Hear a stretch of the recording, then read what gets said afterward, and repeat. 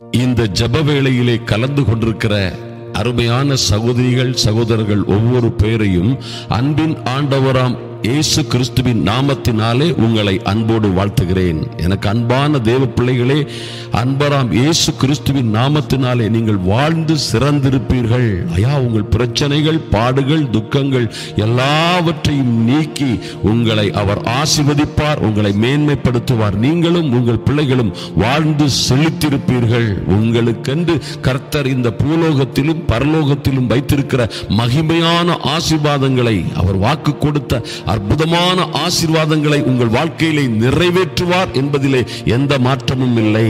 அருமையான தேவ பிள்ளைகளே, நாம் இப்பொழுது ஜெபிக்க போகிறோம். இந்த அதிகாலை ஜெப வேளையிலே பாருங்க, கர்த்தர் நம்மளை என்ன ஸ்டாண்டர்ட்ல நம்மை வைத்திருக்கிறார் பாருங்கள். வெளிப்படுத்துதல் 1:6 நாம் வாசித்து பார்த்தோமானால் பாருங்க, அதுல அற்புதமாய் சொல்லப்பட்டிருக்கிறது. நம்மிடத்தில் அவர் அன்பு கூர்ந்து தமது இரத்தத்தினாலே நம்மை பாவங்களற நம்மை கழுவி தம்முடைய பிதாவாகிய தேவனுக்கு முன்பாக நம்மை ராஜாக்களும் ஆசாரியர்களும் ஆக்கினார். பாருங்க அருமையான தேவ பிள்ளைகளே, பாருங்க, நம்மிடத்தில் அவர் அன்பு கூர்ந்தபடியினாலே என்ன பண்ணாரா?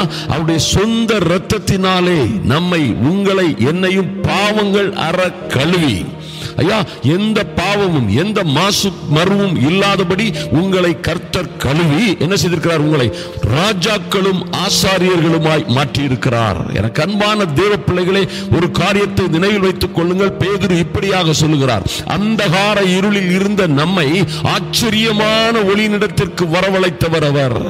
ஐயா, உங்களை ராஜாக்களும் ஆசாரியர்களுமாய் மாற்றி இருக்கிறார் என்பதிலே எந்த மாற்றமும் இல்லை.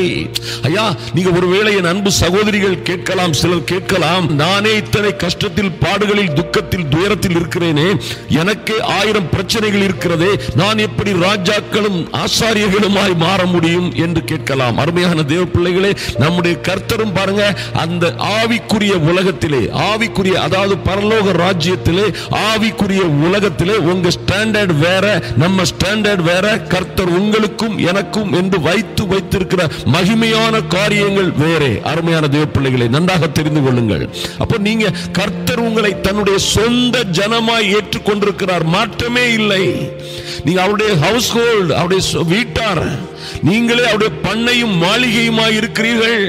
ஐயா, நீங்கள் பரிசுத்த ஜாதி, நீங்கள் தெரிந்தெடுக்கப்பட்ட சந்ததி, மாற்றமே இல்லை. இதுல எந்த கான்செப்ட்ல எந்த மாற்றமும் இல்லை. அருமையான தேவ பிள்ளைகளே, இதுதான் உங்க ஸ்டாண்டர்ட். அதனால தான் மோசே சொல்கிறார், கர்த்தரால் ரட்சிக்கப்பட்ட ஜனமே, உனக்கு ஒப்பானவன் யார்? நீங்களே உங்களை பார்த்து சொல்லுங்க, எனக்கு ஒப்பானவன் இந்த உலகத்திலே கிடையாது. ஐயா, நான் இன்றைக்கு இப்படிதான் இருக்கிறேன், என் நிலைமை இப்படிதான். பட் காட், ஆண்டவர் எனக்கு வைத்திருக்கிற மகிமையான லெவலுக்கு நான் போவேன், என் பிள்ளைகள் போவாங்க. இன்றைக்கு இருக்கிறது எனக்கு நிரந்தரம் அல்ல. கர்த்தர் என்னை குறித்து என்ன பேசி இருக்கிறாரோ, என்ன வாக்குத்தத்தம் தந்திருக்கிறாரோ, என்னை குறித்து அவர் என்ன திட்டம் வைத்திருக்கிறாரோ, அதுதான் என் நிரந்தர ஸ்டாண்டர்ட். நீங்க நம்ப வேண்டும், விசுவாசிக்க வேண்டும். அருமையான தேவ பிள்ளைகளே, நன்றாக கவனியுங்கள். உங்களுக்கு என்று உங்க ஸ்டாண்டர்டை புரிந்து கொள்ளுங்கள். இன்று ஒருவேளை நீங்கள் என்ன சூழ்நிலையில் வேண்டுமானாலும் இருக்கலாம், என்ன சிக்கலான சூழ்நிலையில் வேண்டுமானாலும் இருக்கலாம். நான் அநேக முறை சொல்லுவது உண்டு, உங்களுக்கு வருகிற பிரச்சனைகள், உங்களுக்கு வருகிற பாடுகள், உபத்திரவங்கள் எல்லாம் உங்களை பாருங்க, உங்களை ஜெயம் கொள்ளுகிறவர்களாய் மாற்றுவதற்காக. ஐயா, உங்களுக்கு வர பிரச்சனைகள், போராட்டங்கள் எல்லாம் உங்களை ஜெயம் கொள்ளுகிறவர்களாய், வாழ்க்கையில, சொந்த ஜீவிதத்தில் எல்லாவற்றிலும் ஜெயம் கொள்ளுகிறவர்களாய் மாற்றவே இந்த பாடுகள், இந்த தடைகள், இந்த மதில்கள். நீங்க சொல்லணும், உம்மாலே என்னை பலப்படுத்துகிற கிறிஸ்துவினாலே இந்த மதிலை மாத்திரமல்ல, எந்த மதிலையும் தாண்டுவேன்.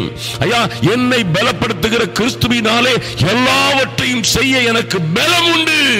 எப்ப சொல்றீங்களோ அப்பமே உங்களுக்கு முன்னால இருக்கிற எல்லா மதில்களும் தானே உடைந்து போகும், அல்லது நீங்கள் அந்த மதிலை தாண்டுவீர்கள். அருமையான தேவ பிள்ளைகளே, உங்க சூழ்நிலை மாறும், உங்க சூழ்நிலை மாறும், உங்க சிச்சுவேஷன்ஸ் மாறும். பாருங்க, வெளிப்படுத்துதல் 1:6 இப்படியாக சொல்லப்பட்டிருக்கிறது, தம்முடைய பிதாவாகிய தேவனுக்கு முன்பாக நம்மை ராஜாக்களும் ஆசாரியர்களுமாய் மாற்றி இருக்கிறார். ஐயா, இதுல மாற்றமே இல்லை. நீங்க விசுவாசித்தால் தேவனுடைய மகிமையை உங்க வாழ்க்கையிலே காண்பீர்கள். சொல்லுவார்கள், அது என்னையா மகிமையை காண்றதுங்கிறது? இந்த வசனம் நிறைவேறுவதை. ஐயா, உங்கள் வாழ்க்கையில இந்த நாளில் தொடங்கும், இந்த அதிகாலையில் அது தொடங்கலாம். ஒருவேளை நாளை தொடங்கலாம், ஒருவேளை ஒரு வாரத்தில், ஒரு மாதத்தில் அந்த காரியங்கள் தொடங்கலாம், ஒருவேளை அடுத்த ஆண்டு தொடங்கலாம். அன்பு சகோதரனே, சகோதரியே, மாற்றம் வரும், நாட்கள் வரும் என்று கர்த்தரே சொல்லுகிறார். இன்றைக்கு என்ன யானி நீங்க கேட்டா, நாட்கள் வரும் நீ சொன்னா என்ன அர்த்தம்? நீ யோசித்து பாருங்கள் அருமையான தேவ பிள்ளைகளே. நாட்கள் வரும். ஒரு நாளை ஆண்டவர் குறித்திருக்கிறார். ஆண்டவர் ஒரு நாள் லேட் பண்றது இல்ல.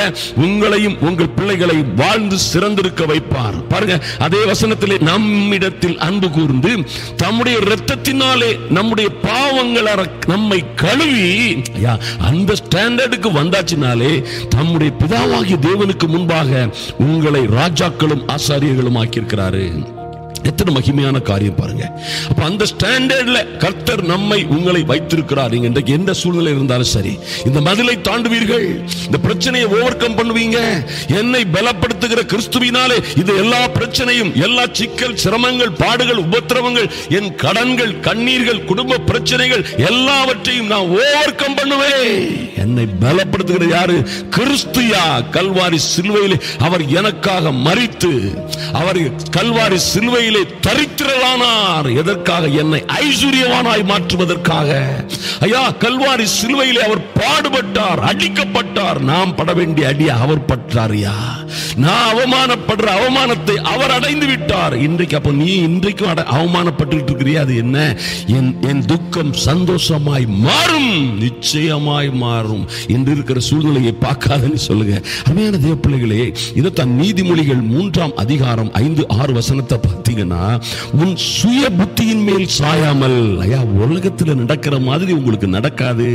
உங்க சுய புத்தியில, மாம்சத்துல நீங்க திங்க் பண்ற மாதிரி திங்க் பண்ணி அதுல சாயாமல், முழு இருதயத்தோடும் கர்த்தரிடத்தில் நம்பிக்கையாயிருந்து, உங்க முழு இருதயத்துல பயத்துக்கு, சந்தேகத்திற்கு, தொந்தரவுக்கு, பிட்டர்னஸுக்கு, கசப்புக்கு இடம் கொடுக்காதபடி முழு இருதயத்தோடும் கர்த்தரிடத்தில் நம்பிக்கையாயிருந்து என்ன செய்யணுமா? உன் வழிகளில் எல்லாம், எந்த சூழ்நிலையிலும், எந்த பிரச்சனையிலும், எந்த இக்கட்டான காலகட்டத்திலும் அவரை நினைத்துக்கொள். என் சகோதரியே, என் சகோதரனே, உன் வழிகளில் எல்லாம் அவரை நினைத்துக்கொள். அப்பொழுது அவரை நினைத்துக்கொள்ள எப்படி சார்? அவருடைய வார்த்தையை நினைத்துக் கொள்ளுங்கள். இயேசு இயேசு இயேசுன்னு நினைச்சா போதாது. ஸ்தோத்திரம் ஸ்தோத்திரம் ஸ்தோத்திரம்னா மட்டும் போதாது. அவரை நினைத்துக்கொள். The word is God. அருமையான தேவ பிள்ளைகளே, வார்த்தையே ஆண்டவர். பாருங்க, அவரை நினைத்துக்கொள், வார்த்தையை நினைத்துக் கொள்ளுங்க. அப்பொழுது அவர் உன் பாதைகளை என்ன செய்வார்? செம்மை ஆக்குவார். அருமையான தேவ பிள்ளைகளே, அவர் உங்கள் பாதைகளை செம்மை ஆக்குவார். நன்றாக கவனிங்கள். அவருடைய வார்த்தைகளை நினைத்துக் கொள்ளுங்கள். ஐயா, இன்றைக்கு வால் போல இருக்கிறீங்களா? நீங்க நம்பணும். நீங்க வால் போல இருக்கிறேன் ஐயா, யாரும் தேடாத ஒரு சின்ன கடைக்குட்டியா இருக்கிறேன், சின்னவனா சிறியவனா இருக்கிறேன், குப்பையிலும் புழுதியிலும் கிடக்கிறேன். உண்மைதான். வாளாக்காமல் என்னை அவர் தலையாக்குவார். வாளா இருக்கிறவனை தான் தலையாக்குவார். சின்னவனை தான் ஆயிரமாய் மாற்றுவார், சிறியவனை தான் பலத்த ஜாதியாய் மாற்றுவார். விட்டு கொடுக்காதிருங்கள். உங்கள் வழிகளில் எல்லாம் என் அன்பு சகோதரிகளே, அவரை நினைத்துக் கொள்ளுங்கள். எந்த சூழ்நிலையிலும், எந்த பிரச்சனையும் அவருடைய வார்த்தையை நீங்க கொண்டு வரும் பொழுது, சீன்ல கொண்டு வரும் பொழுது கர்த்தரையே கொண்டு வர்றீங்க. அருமையானவர்களே, that is God. நீங்க அவரையே கொண்டு வர்றீங்க. வழிகள் எல்லாம் உங்களுக்கு என்ன செய்யும்? வாய்க்கும். உங்க பாதைகளை அவர் செம்மையாக்குவார். மறந்து விடாதீர்கள். சங்கீதம் 91, 11, 12, 13 வாசித்தீங்கன்னா நமக்கு நன்றாக தெரிந்த வசனங்கள். அதில் எத்தனை ஆழமான அர்த்தம் இருக்கிறது.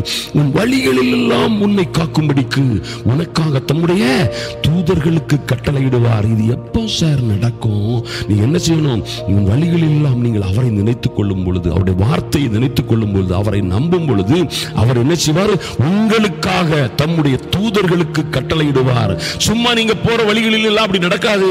சும்மா நீங்க பயந்துகிட்டே, எரிச்சல்லே, கோபத்திலே, முறுமுறுத்துக்கிட்டே போகும்போதெல்லாம் never never never happen like that, my dear people of God. நீங்க என்ன செய்யணும்? நீங்கள் உங்கள் வழிகளில் எல்லாம் உங்களை காக்கும்படி நீங்க என்ன செய்யணும்? அவரை நினைத்துக் கொள்ளணும். அவருடைய வார்த்தைகளை நினைத்துக் கொள்ளணும். அப்பொழுது என்ன செய்வார்? அவர் உங்களுக்காக தம்முடைய தூதர்களுக்கு கட்டளையிடுவார். அவருடைய ஆவியானவர் உங்களை தாங்குவார், தப்புவிப்பார். விடுவிப்பார், ஏந்துவார், சுமப்பார், கைவிடவே மாட்டார். பாருங்க, இன்னும் உன் பாதம் கல் இடராதபடிக்கு அவர்கள் உங்களை என்ன செய்வாங்க? தங்கள் உள்ளம் கையிலே, உன் கைகளிலே ஏந்தி கொண்டு போவார்கள். This is a promise for you, my dear people of God. பாருங்க, சிங்கத்தின் மேலும் விரியன் பாம்பின் மேலும் நீ நடந்து பால சிங்கத்தையும் வலு சர்ப்பத்தையும் மிதித்து போடுவீர்கள். எத்தனை பெரிய சீறி வர்ற பிரச்சனையா இருந்தாலும் சரி, சத்துரு சிங்கம் போல உங்களை விளங்க நினைத்து துடித்து உங்களை சுற்றிலும் சுற்றி சீறி வந்தாலும் சரி, பிரச்சனைகள் ஒருவேளை அப்படி வந்தாலும் சரி, பாம்பை போல உங்களை கடிக்க, உங்களை அழிக்க சதித்திட்டம் தீட்டுகிறவர்கள் ஒருவேளை உங்களை சூழ இருந்தாலும் சரி, ஒருவேளை பிரச்சனைகள் உங்களை விழுங்கி விடுவது போல இருந்தாலும் சரி, நீங்க என்ன செய்வீங்க? சிங்கத்தின் மேலும் விரியன் பாம்பின் மேலும் இந்த எல்லா பிரச்சனைகள், சிக்கல்கள், சீறி வரும் எல்லா தொந்தரவுகள், உபத்திரவங்களுக்கு மேலாக நீங்கள் நடப்பீர்கள். எத்தனை மகிமையான காரியம்! நடப்பீர்கள், அதெல்லாம் ஓவர் கம் பண்ணுவீங்க. சாத்தானை கர்த்தர் நினைச்சுவாரு. சமாதானத்தின் தேவன் தாமே சாத்தானை சீக்கிரமாய் உங்க காலின் கீழே மிதித்து போடுவார். உங்க காலின் கீழே பிரச்சனைகளையும், பிரச்சனை கொண்டு வந்த நபர்களையும், அதற்கு காரணமான சாத்தானையும் உங்க காலடியில கொண்டு போடுவார். மாற்றமே இல்லை. அன்பு சகோதரனே, சகோதரி, நீங்க என்ன செய்வீங்க? பால சிங்கத்தையும் வலு சர்ப்பத்தையும் மிதித்து போடுவீர்கள். ஹல்லேலூயா! எத்தனை மகிமை பாருங்க. இந்த அதிகாலை வேளையிலே எதுக்கும் பயப்படாதுங்க. முழு இருதயத்தோடு கர்த்தரை தேடுங்கள், கண்டடைவீர்கள். கர்த்தர் உங்களுக்காக வழக்காடுவார், யுத்தம் செய்வார். பாருங்க, அற்புதமான காரியங்கள் உங்க வாழ்க்கையில் நடக்கும். அருமையான தேவ பிள்ளைகளே, நீங்க எப்போ சரியாயிட்டீங்களோ கர்த்தர் எப்பொழுதுமே சரியா தான் இருக்கிறாரு. நீங்க எப்போ ரெடி ஆயிட்டீங்களோ அவர் ஆல்வேஸ் ரெடி. அவர் எப்பொழுதும் உங்களை ஆசீர்வதிக்க, மேன்மைப்படுத்த, விடுவிக்க, உங்களை சுகமாக்க, உங்களை ரட்சிக்க கர்த்தர் எப்பொழுதும் ஆயத்தமாக இருக்கிறார். கவலைப்படாதீர்கள். ஒரு சுய புத்தியின் மேல் சாயாமல் என்ன செய்யுங்க? முழு இருதயத்தோடும் கர்த்தரிடத்தில் நம்பிக்கையாயிருங்கள்.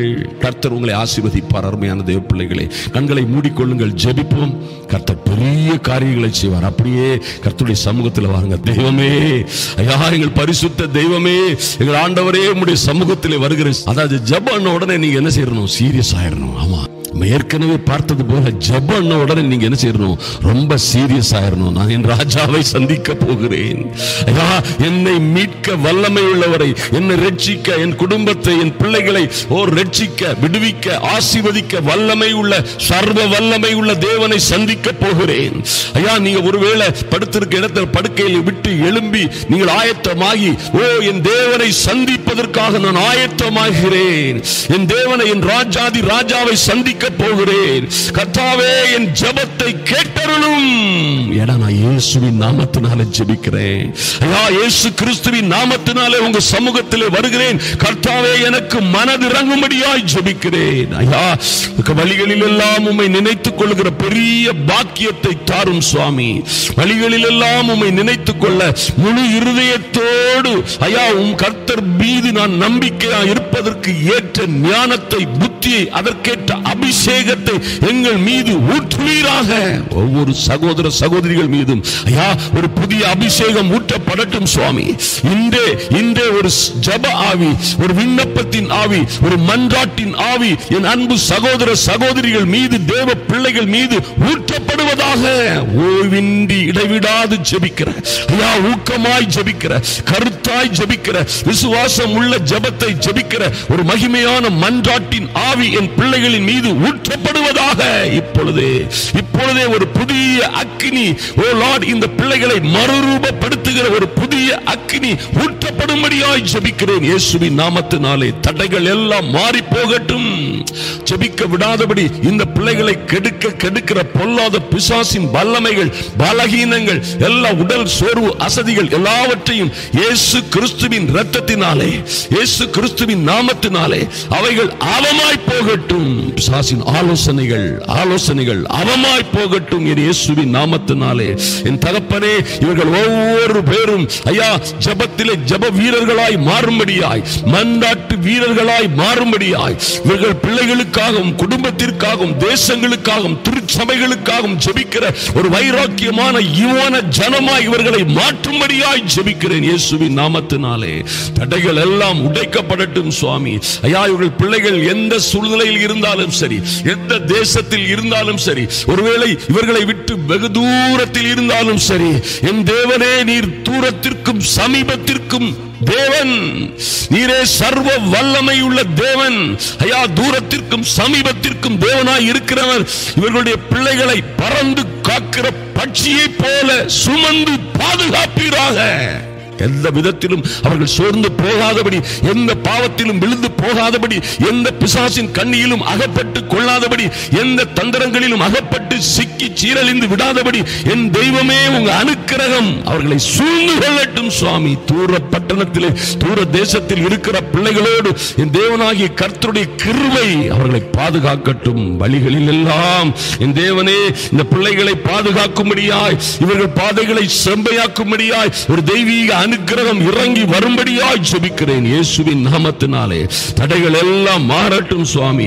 ஐயா, ஐயா, நன்றி செலுத்துகிறோம். இவர்கள் பிள்ளைகளுக்காக, என் அன்பு சகோதர சகோதரிகளுக்காக உம்முடைய தூதர்களை கட்டளையிடும்படியாய், உம்முடைய தூதர்கள் இவர்களோடு வழி நடக்கும்படியாய், ஐயா, இவர்கள் கடந்து செல்லுகிற இடங்களில் எல்லாம் இவர்களுக்கு உதவி செய்கிற தூதர்கள், ஐயா, பணிவிடை ஆவிகளாய் இருக்கிற பரிசுத்த தூதர்கள் இவர்களுக்கு அனுசரணையாய் இருக்கும்படியாய் இன்று இந்த அதிகாலை வேளையிலே என் சகோதரிகளோடு அவர்கள் கடந்து செல்லும்படியாய், என் அன்பு சகோதரர்களோடு ஓ லார்ட் உம்முடைய பரிசுத்த தூதர்கள் கடந்து செல்லும்படியாய், இந்த சிறியவர் ஒவ்வொருவருக்கும் ஒவ்வொரு தேவதூதன் என் பிதாவின் முகத்தை தரிசிக்கிறான் நீ சொன்னீங்களே சுவாமி. அந்த தூதர்கள் மகிமையான வேலைகளை செய்யும்படியாய் கர்த்தாவே, உம்முடைய அனுக்கிரகம் இந்த பிள்ளைகளுக்காக இறங்கி வரட்டும். ஐயா, ஓடி போன பிள்ளைகள் திரும்பி வரும்படியாய், ஆமென், கீழ்ப்படியாமல் தூரமாய் போய்விட்ட ஓ லார்ட் இவர்களுடைய பிள்ளைகள் கடந்து வரும்படியாய், கணவன்மார் மனைவிமார் திரும்பி வரும்படியாய் பரிசுத்த தூதன் இப்பொழுதே இந்த அதிகாலை வேளையிலே அனுப்பப்படட்டும். என் தேவனே, மனதிறங்கும் உம்முடைய பிள்ளைகளுக்காக. ஐயா, உம்மை நம்பி இந்த அதிகாலை வேளையிலே உம்முடைய சமூகத்திலே வந்திருக்கிற பிள்ளைகள் வெட்கப்பட்டு போகாதபடி இவர்கள் பட்ட வெட்கத்திற்கு பதிலாய் இரட்டத்தனையாய் பலன் வரட்டும் இயேசுவின் நாமத்தினாலே. இவர்களை பார்த்து எள்ளி நகையாடியவர்கள், இவர்களை கேவலமாய் பார்த்தவர்கள், இவர்களை அசிங்கமாய் பார்த்தவர்கள், ஐயா, இவர்கள் சாபம் பிடித்தவர்கள், இனி இவர்கள் ஒப்பேறவே மாட்டார்கள் என்று அவதூறாய் பேசியவர்கள் மத்தியிலே கர்த்தாவே, இந்த பிள்ளைகளை, என் அன்பு சகோதர சகோதரிகளை என் தேவனாகிய கர்த்தருடைய சமூகத்திலே உம்முடைய திருச்சபைகளிலே சாட்சியாக கொண்டு நிறுத்துவீராக. நன்றி செலுத்துகிறோம் சுவாமி. அப்படியே செய்கிறவரப்பா, நன்றி செலுத்துகிறோம் சுவாமி. ஐயா, நன்றி செலுத்துகிறோம். என் பிள்ளைகளை குறித்தும் என் கரத்தின் கிரியைகளை குறித்தும் எனக்கு கட்டளையிடுங்கள் என்று சொன்னீங்களே டாடி. ஐயா, இவர்கள் உம்முடைய பிள்ளைகள், உம்மை நம்பி இந்த அதிகாலை வேளையிலே, ஐயா, நடு ஜாமங்களிலே உம்மை நோக்கி பார்க்கிற இந்த பிள்ளைகளுக்காக என் தேவனாகிய கர்த்தருடைய மனதுருக்கம் இறங்கி வருவதாக, ஒவ்வொரு பேரும் விடுவிக்கப்படும்படியாய், என் வாழ்க்கை பெரிய சந்தோஷமும் சமாதானம் நிறைந்ததாய் மாறும்படியாய் ஒரு தெய்வீக மகிமை பிள்ளைகளை சூழ்ந்து கொள்ளட்டும். இருளின் ஆவிகள், அந்தகார சக்திகள், பொல்லாதவர்களின் கூட்டங்கள் ஓ லார்ட் உம்முடைய பிள்ளைகளை மேற்கொள்ளாதபடி, ஓ எங்கள் அன்பின் ஆண்டவரே, தீமையை பார்க்க மாட்டாத சுத்த கண்ணனே, இன்றே தீமையில் அகப்பட்ட, வியாதிகளில் அகப்பட்ட, பாடுகள் உபத்திரவங்களில், குடும்ப பிரச்சனைகளில் அகப்பட்ட, ஐயா, கடன் தொல்லை பாரங்கள், பண பிரச்சனைகளில் அகப்பட்ட ஒவ்வொரு பிள்ளைகளையும் விடுவிக்கும்படியாய் உங்க தெய்வீக அனுக்கிரகம் இறங்கி வரட்டும். நீர் தீமையை பார்க்க மாட்டாத சுத்த கண்ணன் இறங்குவீராக. ஐயா, உங்க மனதுருக்கம் இறங்கி வரட்டும். பெரிய காரியங்களை செய்யட்டும் ராஜா. ஒவ்வொரு பேரையும் தேவனாகி கர்த்தர் விடுவிக்கும்படியாய், ஐயா, இவர்களை ஆசீர்வதித்து மேன்மைப்படுத்தும்படியாய் என் தேவனே, உம்முடைய வழிகளில் எல்லாம் அப்பா, இவர்களுடைய வழிகளில் எல்லாம் உம்மை நினைக்கிற பிள்ளைகளை, இவர் பாதைகளை கர்த்தர் செம்மைப்படுத்தும்படியாய், ஆசீர்வதித்து மேன்மைப்படுத்தும்படியாய் என் தேவனே உம்முடைய சமூகத்திலே ஒப்புக் கொடுக்கிறேன் சுவாமி. கர்த்தர் பெரிய காரியங்களை செய்யுங்க.